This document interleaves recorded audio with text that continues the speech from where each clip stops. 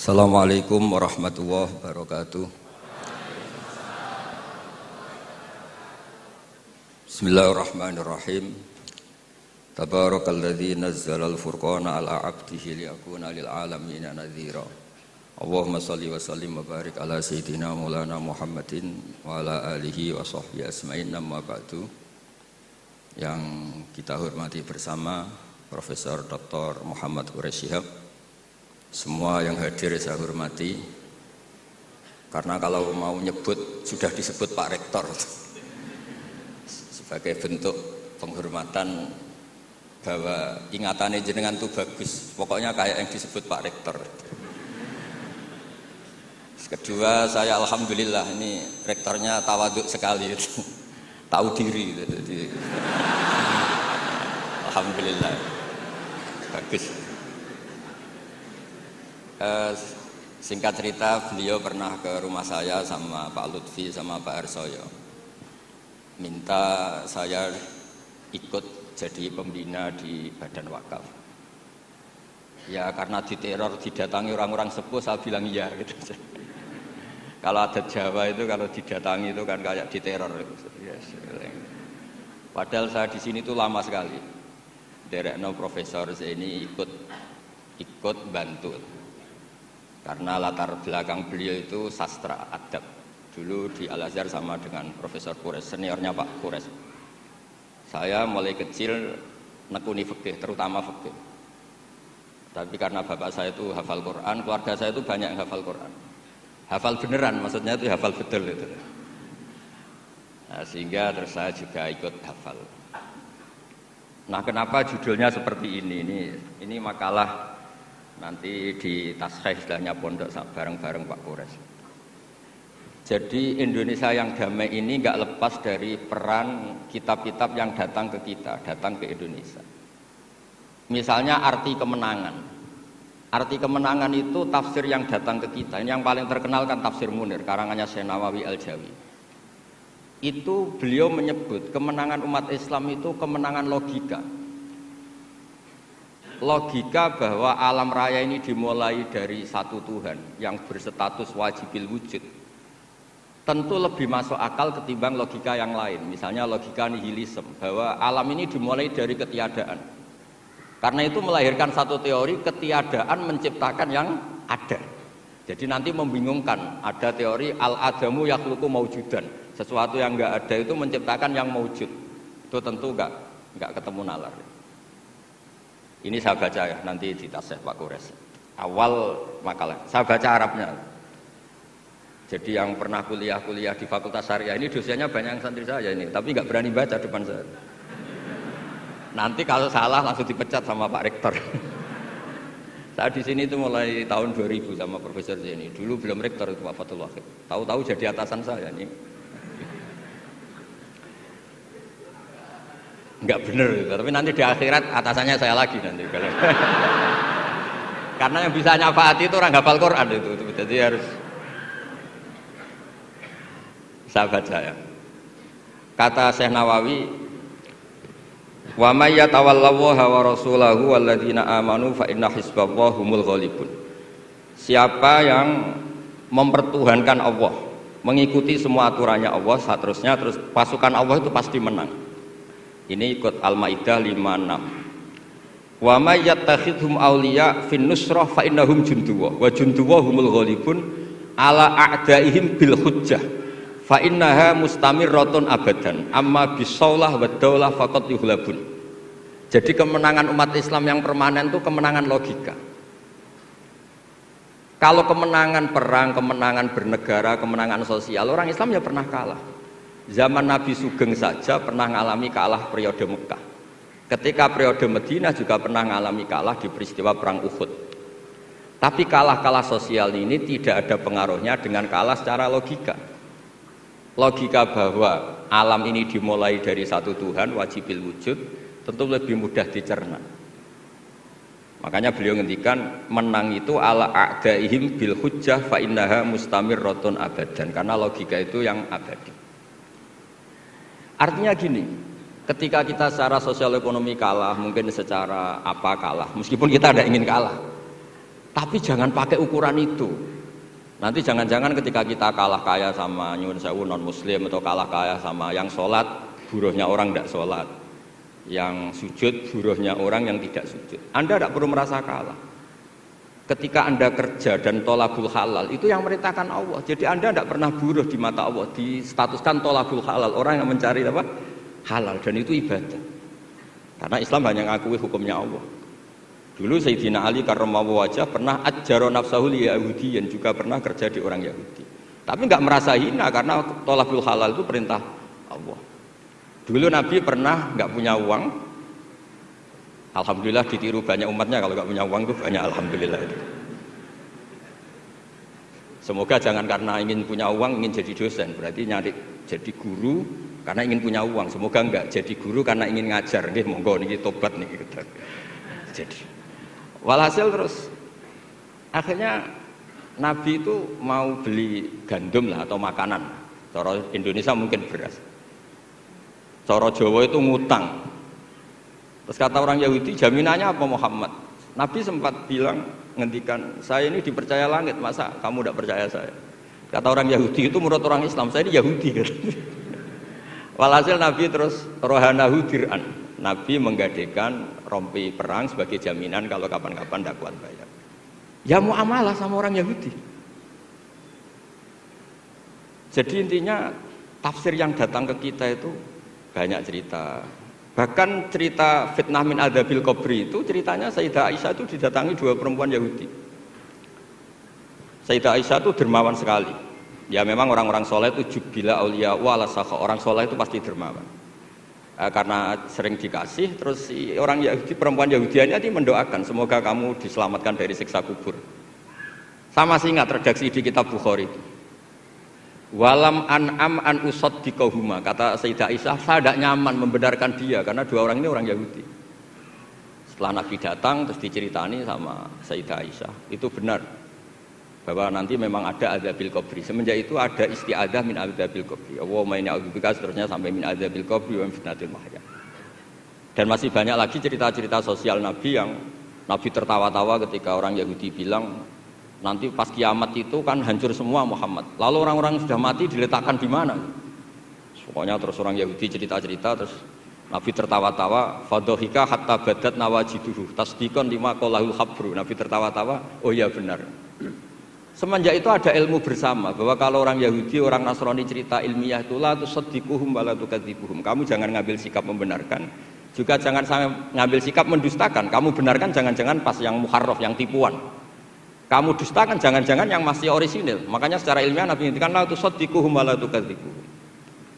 Intinya tidak ngambil sikap ekstremis itu juga ajaran tafsir yang sampai ke kita. Karena kita ini butuhnya menang fil hujjah. Dan Allah sering ngendikan di beberapa ayat, diantaranya tentu qul falillahil hujjatul baligh. Makanya di sini saya itu profesor sering ngaji di sini Pak Kures, tapi entah lupa apa tidak, saya tuh sering ngaji direktorat sama Pak Fathul Wahid. Harusnya sudah jadi kiai, karena sering ngaji sama saya. Tapi kalau jadi kiai kan kata Profesor Zaini itu pernah cerita, kalau jadi kiai itu rezekinya agak jelas, nggak per bulan dapat apa gaji. Makanya Pak Zaini pas ketua ini sayang Bu Ova nggak hadir karena beliau di Jakarta, putri Pak Zaini sekarang yang jadi rektor di UGM. Itu ada ustadz latihan kiai itu jatuh di Indramayu, pas itu beliau ketua wilayah itu Kemenak di Indramayu. Itu jatuh, santrinya tuh susahnya bukan main, tapi kata kiainya nggak apa-apa, masih kan. Ternyata yang dipegang itu salam tempel itu.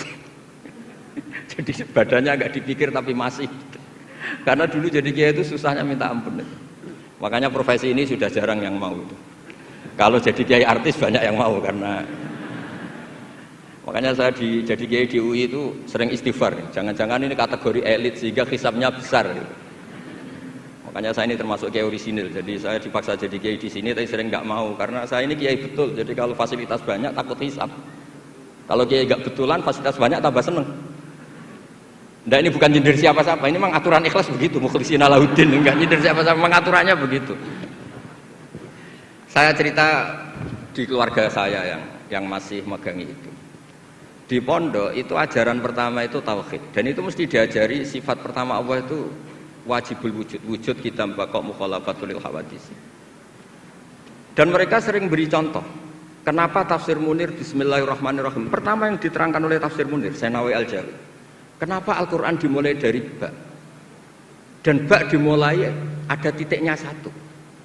Itu Allah seakan-akan mau maklumatkan bahwa awwalu hadil mawjudat adalah nuqtah wahidah. Pertama wujud, kamu gambar apa saja, saya sering cerita ini tak ulang-ulang. Kamu gambar apa saja, entah gambar jelek, entah bagus, tetap dimulai dari satu titik.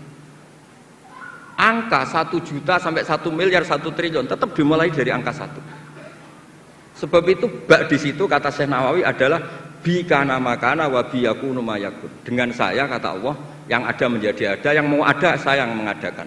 Unsur utamanya saya kata Allah. Nuqtatil wujud. Artinya gini, andaikan kita neladani tafsir-tafsir yang ada di Indonesia, kita ini pasti menguatkan akidah. Bukan menang kalah urusan sosial, urusan apa. Itu kedua ketiga lah, syukur-syukur menang. Tapi kalau kita paksakan itu yang nomor satu, pasti kita sering kecewa. Itu rektor UI itu mesti miskin tuh dibanding pengusaha-pengusaha Jakarta itu. Itu kalau nggak terima, saya ini rektor Universitas Islam, masa kalah kaya, kan repot nanti. Ini barokahnya qanaah, alhamdulillah gak apa-apa. Ya jadi jelas ya di sini beliau ngendikan yang menang hujah itu fa innaha mustamirratun abadan.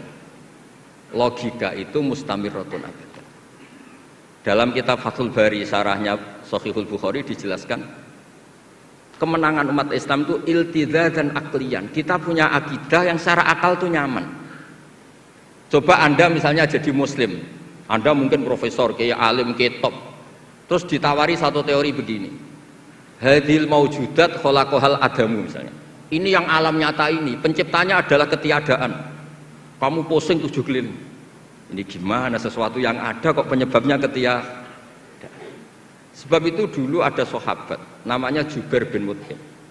Itu tokoh besar di kafir Quraisy. Saking tokohnya dia yang jadi utusan untuk membebaskan Asra Badrin, tawanan Badar. Pas dia nginep di masjid nunggu ketemu Nabi pas sholat maghrib baca wattur wa kitabim mastur fi raqqim mansur. Didengerin sama dia sampai pada ayat am khuliqu min ghairi syai'in am humul khaliqun. Masa alam raya yang seluas ini kemudian diciptakan tanpa sebab yang ada? Atau kamu-kamu yang enggak mengakui Tuhan itu kamu pencipta langit dan bumi? Am khalaqus samawati wal ard bal la yuqinun. Nangis dia. Nangis terus sungkem masuk Islam. Sampai ngendikan fakaan nama sudi akolbi. Sebagian riwayat kada kolbi ayatir. Dengan logika yang dibangun Quran itu hampir habis, saya habis. Karena Quran sangat demokratis. Qul ara'aytum ma tad'una min dunillah aruni ma khalaqu minal ardi am lahum syirkun fis samawati. Kalau Anda merasa jadi Tuhan enggak apa-apa. Tapi tunjukkan reputasi Anda. Apa Anda menciptakan langit bumi? Apa ketika saya bikin langit kata Allah kamu ikut urun?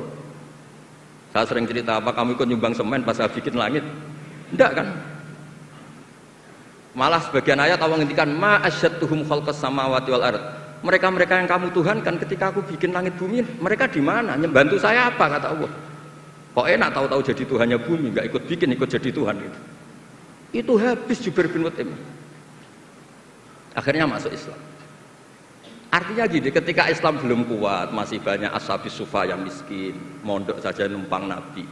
Itu hujahnya sudah menang. Makanya kata Syekh Nawawi, yang mesti menang itu hujah fa innaha mustamirratun abadan. Ya dicicil aja satu aja ya, nanti kapan-kapan ketemu lagi. Terus ini yang agak rileks, ini yang spesial. Saya itu jarang pergi sama istri saya gara-gara memang adatnya gitu. Saya karena soal Pak Kures tadi istri saya ikut karena Pak Kures juga bawa istri. Ini spesial betul. Biasanya saya agak pernah karena adat keluarga saya itu ya begitulah. Ya jadi saya mohon semohon-mohonnya nanti Pak Kures bisa nerangkan panjang lebar. Jadi terus yang kedua ya dua aja lah dua. Ya ayyuhalladzina amanu sabiru. Di sini dijelaskan ala masyaqqatil istidlal fi ma'rifati tauhid wan nubuwah wal ma'ad. Wa ala masyaqqatis istinbatil jawab an syubuhati nahwil falasifah. Wahai orang-orang yang beriman, bersabarlah kamu. Di sini artinya sabar itu apa? Membuat logika yang mudah difahami banyak orang, kemudian orang itu mencintai Allah dan Rasul. Dulu itu ada orang Bedui. Ketika Imam Asy'ari berpendapat Iman yang diterima itu imanul mufakkir, bukan imanul muqallid. Enggak boleh taklid buta dalam iman. Terus ditentang banyak orang, dulu zaman Nabi banyak orang Badui imannya diterima.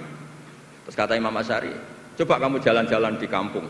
Ternyata orang kampung ketika ditanya, bima arafta rabbak, kamu selalu ngurusi ternak, ngurusi sapi, unta, lalu kamu tahu Tuhan kamu dari mana? Jawabnya orang Arabi ini, al-ba'ratu tadullu alal ba'ir wa atharul aqdam yadullu alal masir. Ada kotoran ya ada sapinya. Kalau ada bekas orang lewat ya pasti ada yang lewat. Artinya kalau ada makhluk itu pasti ada atharun min athari qudratillahi ta'ala. Pasti ada bukti yang menciptakan. Itu ulama terus bikin logika. Lah yang saya sering cerita paling populer di kitab saya punya kitab namanya Nailul Ma'mul, karangannya Syekh Mahfud At-Turmusi, itu orang Indonesia juga. Beliau nukil dari cerita Imam Amudi, saya cerita di mana-mana. Imam Amudi itu gurunya Syekh Izzuddin bin Abdussalam, Sultanul Ulama itu punya guru namanya Imam Amudi. Itu senangannya ngajar matematika, bukan ngajar tafsir, ngajar matematika. Terus ketika beliau meninggal, muridnya tanya. Tadi Profesor Quraisy juga cerita mimpi. Ini saya cerita mimpinya Imam Amudi. Ma fa'ala bika rabbuk, yang diperlakukan Tuhan kamu itu apa? Ada hanya pengajar matematika. Terus kata Imam Amudi, ternyata ketika Allah ketemu saya mengumpulkan banyak malaikat, disuruh ngajar saya.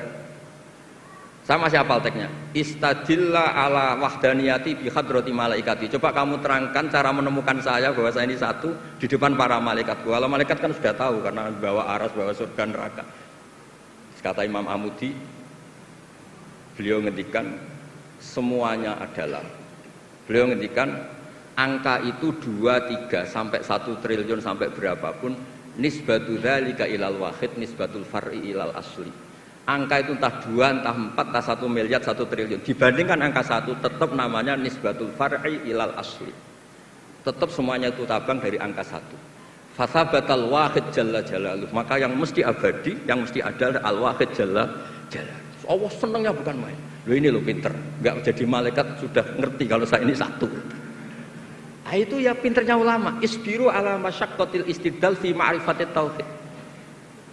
Nggih, clear ngoten mawon. Monggo niki kula Sohibul Bait karena saya niki anak buah Pak Wahid. Monggo jenengan.